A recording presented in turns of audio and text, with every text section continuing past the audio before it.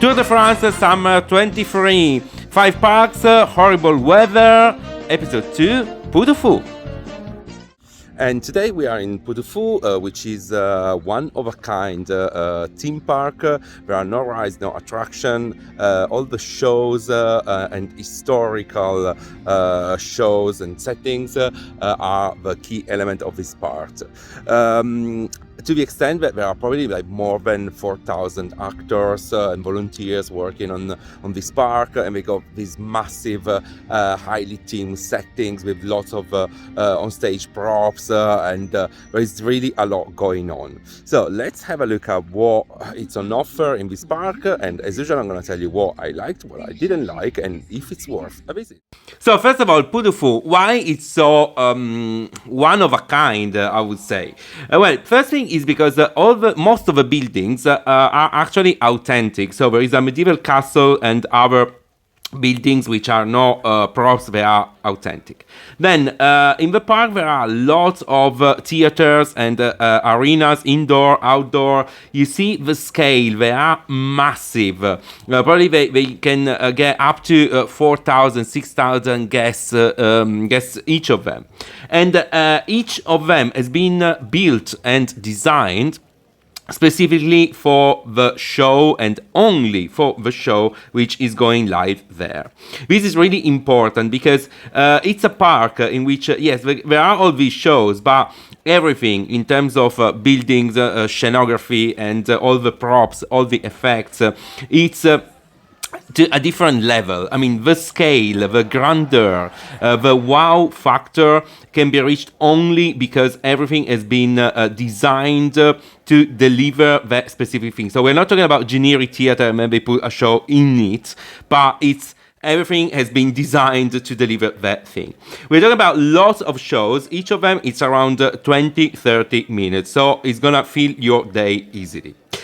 Starting from the newest one, the new show for 2023. This one, unfortunately, the mobile is not reflecting how it looks like, but it's a kind of black and white with this sliding scenography where only the actors are in color. This is breathtaking. There is a lot going on, a lot of technology, a lot of mapping, but it's just such a sweet story. This one will probably win the award as best show in a theme park for 2023, and it's worth the ticket itself. Then there are others where all these theaters, as I said, they spin, they got lots of effects. This one, for example, has got all these projections and then it opens up with real props. And all those effects, all these wow factors that you keep getting bombarded by things that you don't even understand how they work. So this one is pretty famous. Probably you've seen it already on Instagram or TikTok. There is this massive Viking ship that comes out of the water with people standing. How can they breathe?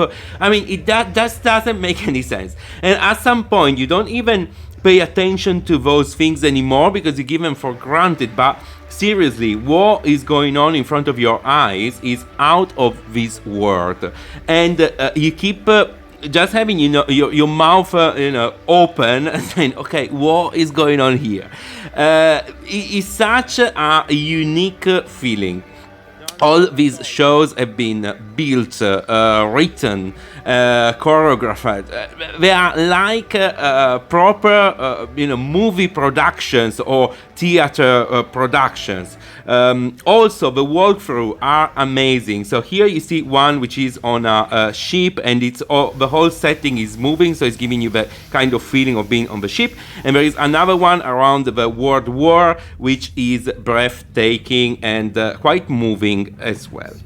And then there are all these things that happen, like people walking on water. And this one again is a super famous one where the lake kind of shrinks down and you got the nights of a round table coming up from I don't know, the bottom of the lake.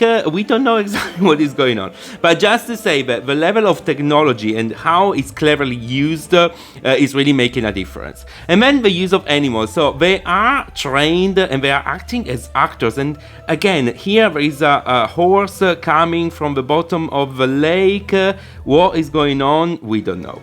And then the show at the end of the day. Now, usually during the weekends, there is a major show which is outside of the park.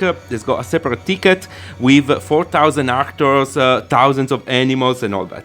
This is the show during the weekdays within the park, included in your ticket. So it's like the minor show, and it's breathtaking again. There is such a use of music, of lights, of water effects, of fire. And again, all the actors are like coming out of water and jumping and flying and all that. Is just, again, a masterpiece and a show that could easily stand on its own legs and ask for a specific ticket just for this. Have a look at what is going on here.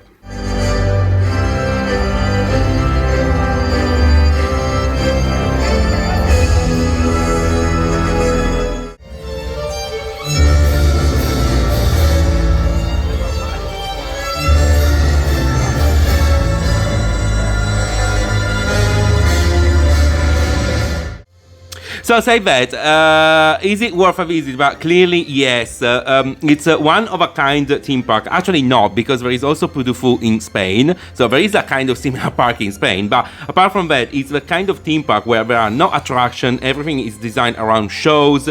And it's a hard to sell proposition and hard to, kind of keep people busy all day long just with shows. But, oh my God, they do deliver. And they actually are capable of doing so.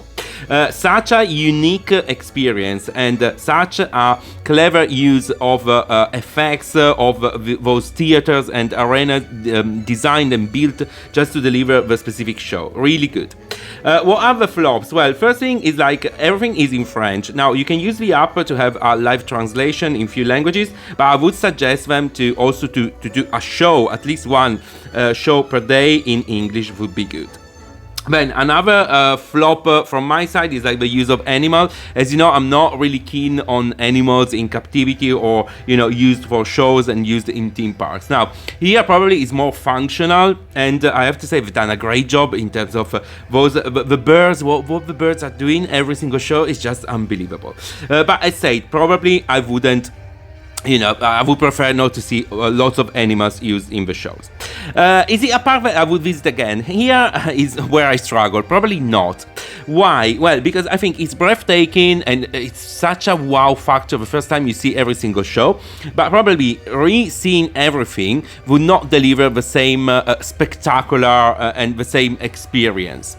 My feeling is like going to the theater, to see the same music or the same show twice, or go to the cinema and seeing the same movie again. Probably it's a once-in-a-lifetime experience.